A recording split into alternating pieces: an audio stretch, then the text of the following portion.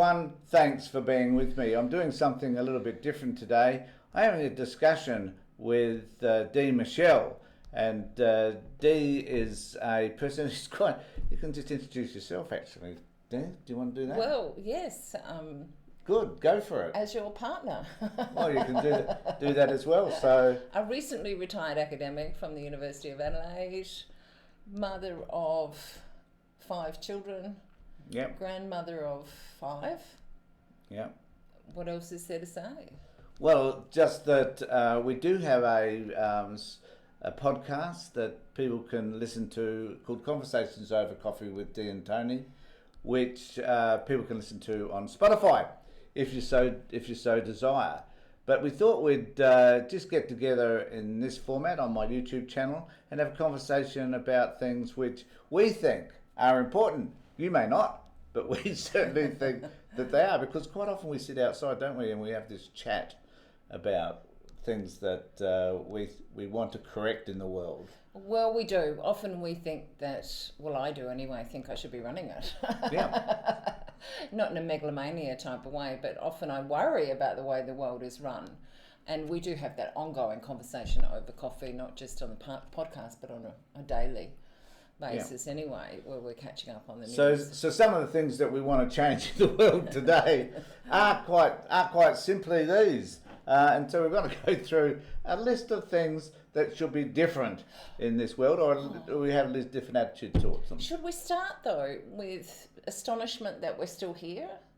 Because it's the day of rapture, apparently. Yeah. Now, I did have to laugh because Greg Jericho, who's a journo in Australia, said on Twitter today that he didn't know whether to set his time for this, to set his watch for Australian Eastern Standard Time or for the US time. But since this is coming out of the US, and often the Americans think they're the only people in the world, I'm sure it's set to American time. So what does the rapture mean? What's all that about? Well, apparently it's the end of the world and the return of Jesus. And I have to laugh. I know we've gone through this many times. Do you remember that time when we all trotted down to Glenelg to wait for the end of the world years ago? Was that back in the 1970s? Yeah. And that was Don Dunstan who went down there too. But I think the idea is that there's going to be an earthquake, and then the world will just go dark, and then Jesus will return. So there is an eclipse. Maybe it's tied up with that. Well, yes, today, and there was an earthquake in Tokyo. In the Philippines? In Taiwan. In Taiwan. Yeah. Well, but there's been a number of earthquakes this year, and there was a small one in New York. Yeah. But no damage done, I don't think.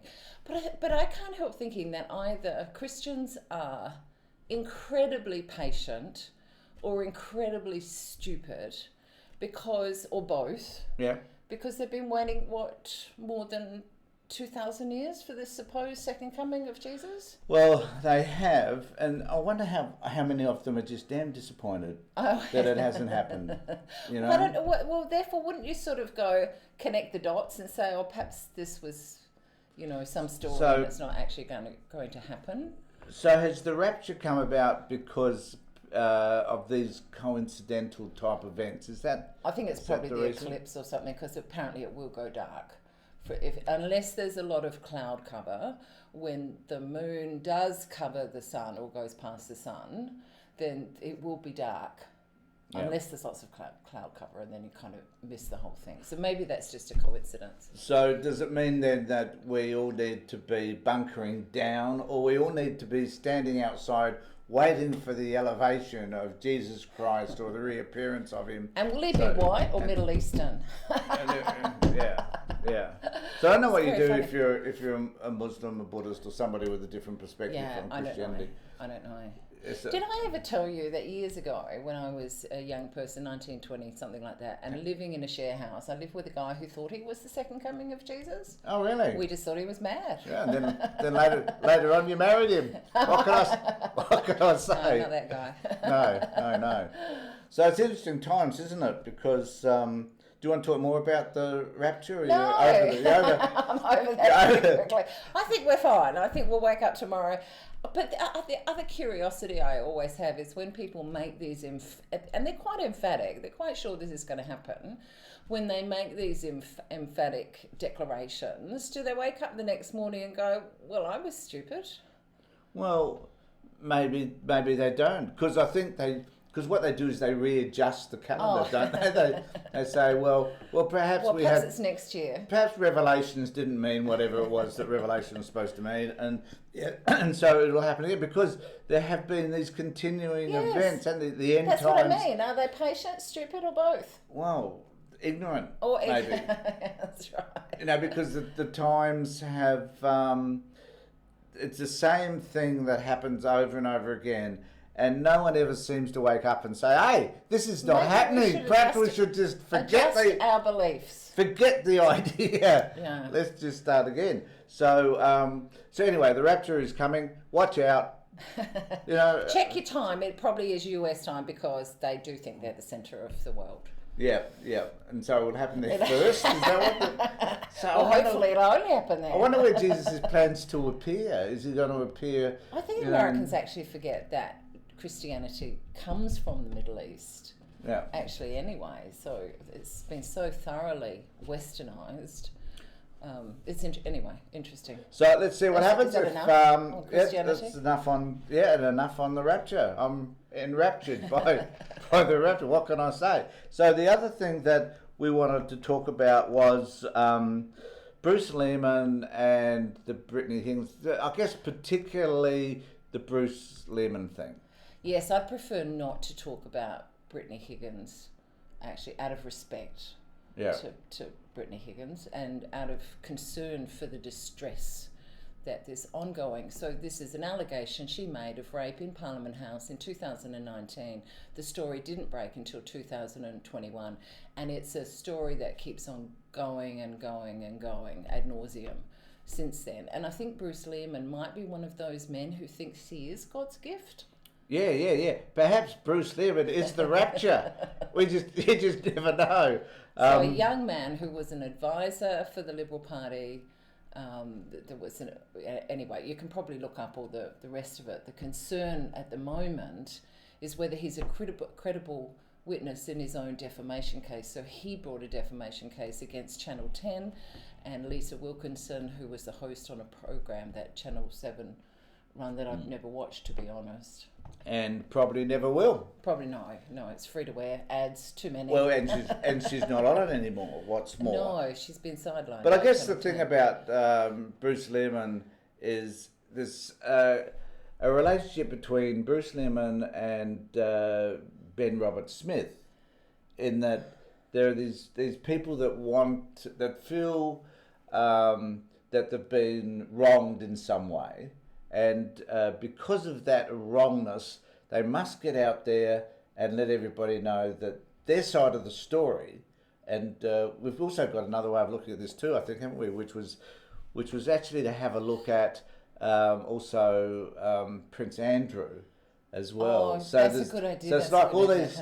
Not that he's sued for defamation. No. But it's like these three things all come together in a most bizarre fashion. Yes. Isn't it? Because it really is about these three individuals wanting to justify or pretend they're better than they are. Yeah. Maybe, I'm trying to think of the right word. Maybe it's not justify, it's to tell their story, because their story is about what great people they are and that they've been wronged, basically. Yes. And so, well, perhaps we should preface this with my big learning around all of these cases, starting with Ben Roberts-Smith, who was an awarded soldier in Australia, decorated soldier. He was seen as quite a big deal, and then stories came out via the media, of course, that he had murdered civilians in Afghanistan. So he'd been up to some pretty bad behaviour, and he was a bully amongst his own team anyway. And then he decided to sue. Who did he sue? Good question. Oh, he was the Channel. He was suing the ABC, was it? The people the two guys that wrote the articles. Yeah. Oh, okay. Yes. Which is Channel 9, I think. So Nick Mackenzie and Chris Masters. Yeah. Yeah, highly esteemed Australian journalists. And we listened to Nick Mackenzie when he was in Adelaide at the Writers' Week. He talked about how stressful that defamation case was for him. And in the end, it was showing that they were right, the journalists were correct, and Bruce Robert Smith was declared a murderer. So then so in that process, I just need to say, disappointingly though, it was only a civil case. So there's these other issues as to whether he should be tried in a court of in a criminal case. Yes. Because for war crimes. For war crimes. Yeah. Yeah. Oh, that's very topical. Why? Gaza. I think Gaza. Anyway, Well, let's not go there. Let's not jump around too much. Anyway, so we started with... So my big learning about all of this, Ben Robert Smith and then the Bruce Lehrmann case, which we've probably covered enough, was the idea of an own goal, because I'm not a sporting person. So suddenly people start talking about people doing their, kicking their own goal. And I'm thinking, what are they talking about? But you knew. Yeah, well, as people know, kicking your own goal is kicking through the goals of the opposition and them scoring a goal. Right. So, but that's in soccer. That's in soccer and things like hockey, I think, and those sorts of sports. Yeah, okay. But doesn't happen in Aussie. Doesn't happen in Aussie rules football, which confuses some people because it's only a point then. But I was very confused for a very long time because I couldn't see any sport happening. So yes, anyway, as you were saying, their own goal was because what? Well, because they were showing themselves to be what they didn't think they were. So what happened in the Ben Robert Smith case was that Ben Robert Smith was shown to be a murderer, according to the evidence from that defamation case that he brought against the journalists. And in the Bruce Lehrmann case, it looks like, we can't really conclude because the judge hasn't made a ruling yet, and that won't happen for a week or so, but it looks at the moment as if he's suing for defamation, which suggests that somebody's defamed him, ruined his reputation, but in actual fact it looks like he's ruined his reputation. So another way of looking at this is like shooting yourself in the foot could be another kind of analogy, really. He really does not look like a credible witness at all, and which would be the whole point of defamation, wouldn't it? Yeah. So you're the credible one, you've got a good, decent reputation, and somebody said that you're a bad person, but he's not coming across that way. He's coming across as... And it also affects Channel 7 who have been funding him.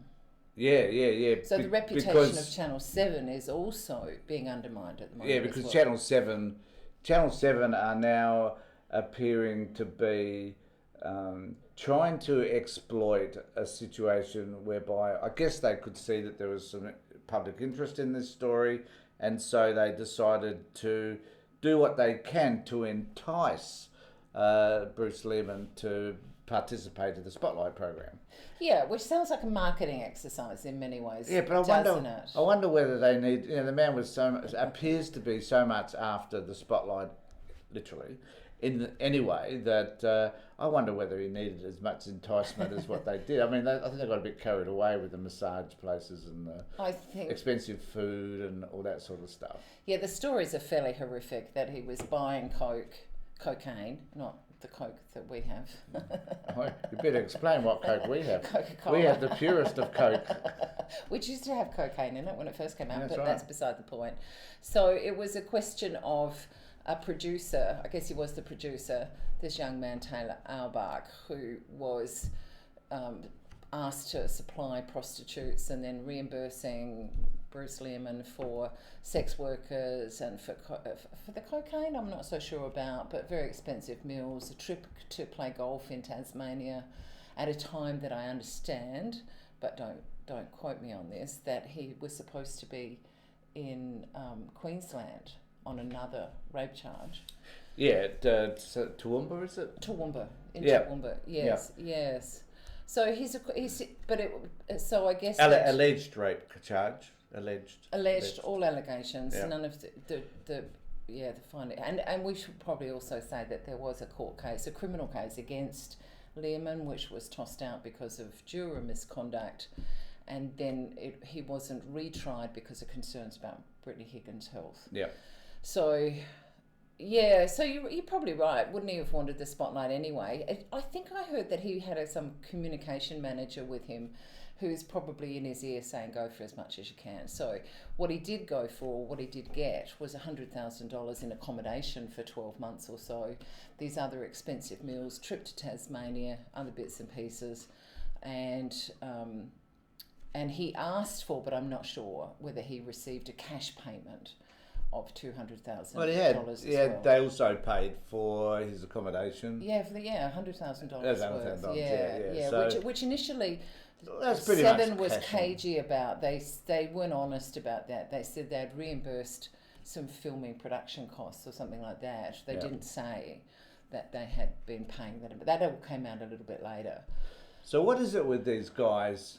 There's also Linda Reynolds. I mean, I was just thinking that it appears often. She might sue us, so we shouldn't say anything. It appears quite often that they're these guys, these dudes who think that they're God's gift to women and to the universe, and they're not. But they're the ones that often seem to find themselves in these sorts of pickles. But there again, Linda Reynolds found herself also, or had endeavoured to do the same thing in terms of Brittany Higgins, hadn't she? So it seems to me that anybody who's involved in the Brittany Higgins case is out there to... Which is why the story keeps going on and on and on.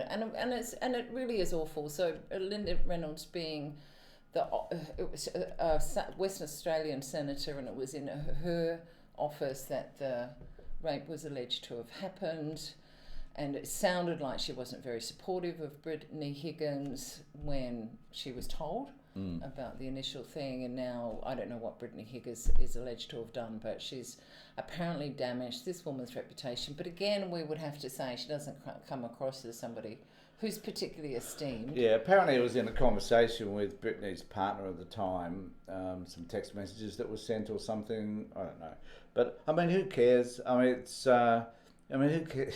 No one really cares about Reynolds anyway. We don't Let's face it. No. She's a right royal piece of something or other. Yes. Yeah, we're not allowed to say that? We shouldn't say anything. We shouldn't say about them? No, we shouldn't. Because all these people are a bit defamation prone. Well, we're multi-millionaires, so we can definitely afford whatever the costs are, can't we? But you're right. What is it about these people that they want to do that? Is the ego so... I don't know.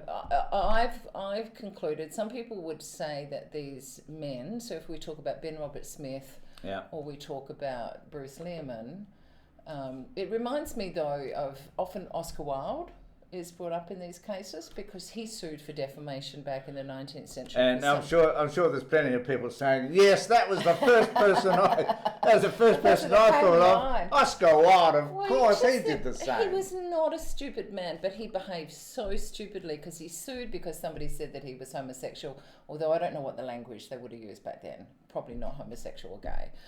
That's more contemporary language. But he was sued for that behaviour. Sodomy. Yeah, he was sued for that. He sued because somebody said he'd behaved in that way. The defamation case, as I understand, might have been settled, but the stupid thing he did by suing for defamation was drawing attention to himself at a time when sodomy was a criminal offence and the police went after him and he ended up in prison. So he should have just shut up. Yeah, and I guess that's the lesson, isn't it? That if you, I think it's a lesson. Should be taught in school, clearly. That if you're going to say things, if you're going to try and clear your name, you need to be able to project yourself enough as a decent person. Yeah, but project into the future and say, how is this going to impact me? Like, what are people going to say about me? Is the case clear cut? Are they going to identify aspects of me that I don't want them to see? Or am I just sort of this pure white, literally white individual who's just going to get away with it? I'm just flabbergasted. But it's a bit like the Prince Andrews thing, isn't it? Where another stupid man. I think they're stupid. Incidentally, just need to say Dee isn't referring to all men there. No. Hashtag not all men. So there is there is an effort to be able to clear one's name because, if people, there's this notion that if people hear me, if people listen to what I have to say, they will understand what a wonderful, wonderful person I really am. But when it all gets revealed, as is the case with, because we watched this thing Scoop, we haven't talked about that. No, on Netflix, movie on Netflix at the present time. Watch it, stop. It's pretty good, I reckon. And it's a representation of a BBC, was it nighttime news, a program that I don't know about, that was a regular BBC program. A bit like Spotlight, I guess, if you want to draw an analogy. But I probably better quality BBC though. has a better reputation than Channel 7. But they sought an interview with Prince Andrew. So the story is really about, it's an infamous interview. Many people would have already seen that, or aspects of it, or know that he declared that he didn't sweat because he had some condition, made a fool of himself really. But the story is more about the gathering together of the information and access to Prince Andrew in order to get that interview. Yeah. So it wasn't about a gotcha moment. No. It was really about, let's see whether we'll get the interview and the stuff, because he met up with Epstein and hadn't disclosed that, and they were seeking an explanation as to why he did, basically. And he just looked stupid. He did look real. Because he believed, like all these other dudes, that it would clear his name. Yeah, that somehow he would come across looking really good. So good. did his marketing person, his communications director, played by Keely. She thought he was innocent. Yeah. And therefore it would clear his name. Yeah. However, it didn't. So Mummy rang. Mummy. Yes, he had to go upstairs to talk to Mummy. And Mummy sacked him.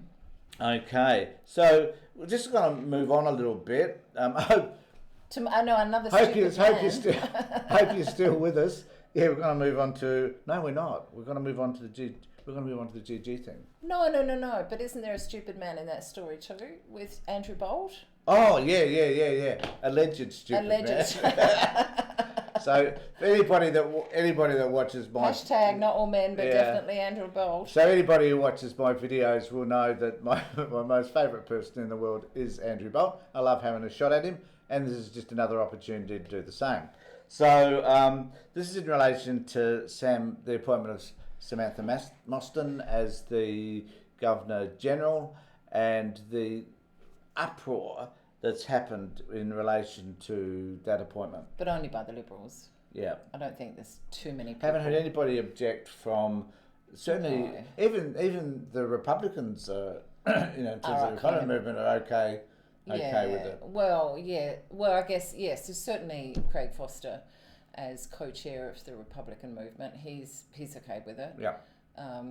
I guess the only criticism might be why not have had a First Nations person. That would be the only criticism. Well, there was some talk at one point that Linda Burney was. Yes, exactly. And imagine that. But imagine that. They would be apoplectic now. Oh God, you wouldn't hear the end of it. They would be screaming from the rooftops and throwing themselves under buses. They would, yeah. If that had happened, because that would have been wokeness at its most wokeness. But that could have been a good outcome. No, sorry. Oh yeah, I shouldn't say things like that, should I? Should we edit that out? So anyway, the appointment of Sam has actually stirred people up, and it's again, and it just frustrates the shit out of me. It's all about this wokeness, that because she's. Well, don't you think that's just such an intellectually lazy? What do they mean? They never say what they mean by woke. Well, they're lacking in intellectualism anyway. So they're not too smart anyway. So it seems to be. And God, I just need to say that does make us seem smart, doesn't it? But in actual fact, we're not. So, but we are smarter. Well, I'm talking about myself, not necessarily you. All right, thank you. But I'm just letting people know that. Well, we don't want to appear to be. Yes, we do. We're having a shot at Sky News. They don't make very good arguments. That's what I mean by intellectually lazy. They don't make very good arguments. They don't say what they really mean. They just have this term which I guess you can attach anything too. Yeah, it's anybody who has a belief that's separate or different from their own. Right, is that what I think? Well, that's my definition. They never say what. I think the word woke is a fascinating word, because I think if you're woke, you're awake. Well, it actually comes basically, it comes out of the US, and I think it was an African American who said, "Hey, we have to stay awake here. Yeah. Stay awake to racism. Stay awake to be aware of. Be aware of. Challenge. Yeah, all those things. Yeah, exactly. And so when we're challenging all of that stuff, which is what those people, progressive people, do. I mean, really, we should have another terminology called sleepness. So we should say, so there's the woke people, progressive people, and then there's those sleepness people. Oh, okay, that's interesting. Wouldn't they just call themselves conservative because they want to conserve those old ways? Well, yeah, I guess that's what conservatism does, doesn't it? And it wants to maintain the status quo. Whereas progressives want to move forward, want to change things. And people like Andrew Bolt and Kerry and a whole host of those people on that terrible Liberal Party network all want to. Can I just say, the only time I see those people is on your videos. I know. I choose not to watch them. And any other time. As most people are aware, I get a lot of joy out of watching those Which shows. you always have. You've always liked watching. Remember when I used to watch Bill Riley? Bill Riley, and and I'm going, why even listen to him? No, you used to think I was crazy. I was in one room screaming and yelling and shouting, and I still do. I still do that. Because I think the issue for me is that at some level we need to push back against ideas that are offensive, that are disruptive, that are going to convince a certain part of the population to think in ways which I believe are not progressive and which are simply unhelpful. And we need to find ways to be able to change that. My YouTube channel is about presenting those ideas with my 256 subscribers, which we laugh about, I hasten to add. But yeah, so Sam Austin, good appointment, I think. Glad that it's happening, and who gives a shit whether they think it's wokeness or whatever. It's going to happen. And let her just do the job, which is not a big deal. She simply goes out there and doesn't she just cut ribbons and shakes people's hands, and that's about the extent of it. So why get your knickers in a knot? Well, and she's only, because one of Bolt's complaints was that she is a woman. That's a big deal. I don't understand that, because we've had 26 Governor Generals and one woman before. Price, and don't the men look a bit stupid? Well, they don't. They have a lousy history, don't they? Some of these men. Recently, we do. I understand that earlier on they were all aristocrats, so that's not a good look for Australia anyway, and they weren't even born in Australia. But recently, I know you mentioned this in one of your videos. We had John Kerr, who sacked Gough Whitlam, who's my favourite Prime Minister ever. Who incidentally was a Labor appointment. And he wasn't there for very long before he got That was sacked. a mistake on Whitlam's part. Yeah. And then there was Hollingsworth, who even up until 2023, December last year, was still being called upon to relinquish the massive pension he gets. He gets like $327,000 a year plus other perks as a pension for having been the Governor-General for less than 2 years because of his enabling of child sexual abuse within the Anglican Church. And I know that he's apologised for his behaviour, and I know that he's expressed concern for the victims, but I don't understand why he's still taking money from taxpayers. Because he can. Because he can. So he just looks bad. And what's he going to, what does a man of his age do with $390,000 a year? I don't know. And his PhD was in Christian social ethics, and you go, right, that should be rescinded. He lost the path there, didn't he? He sort of strayed a fair bit. He certainly did. And then Hurley. And the 5 appointments by And the 5 secret appointments. And then this money for this grant, this Future Leaders project. What's that all about? I don't really understand it. He wanted to get together people from the community, academics, business people or whatever, and cultivate leadership amongst them or whatever. But he was allocated $18 million, and this grant, there was no office, no telephone, no listing for this organisation at all. But it was $18 million and then a commitment of $4 million a year after that for some idea. It was just an idea. And that was rescinded by Albanese in September in 2022, not long after, 6 months after he became Prime Minister. So these men do not serve the office well, in my view. No, they don't. And put a woman in and see what happens. And I think, as I said, she's not going to do all that much anyway. So, and I don't really, and who cares? And who cares? I'm a Republican anyway, so I don't think I really care. Yeah. But that's about all we've got time for. We run out of time today. I think we've so much to talk about. I think we've done pretty damn well, haven't we? So I just want to thank everybody for being with me, and just please remember to subscribe to my channel, ring the bell, offer some comments on this conversation that Dee and I are having, because we love looking at... Hashtag not all men. We love looking at... I don't love looking at the comments, but I find them fascinating. So please let us know what you think. And remember, take care, look after yourselves, and more importantly, be safe.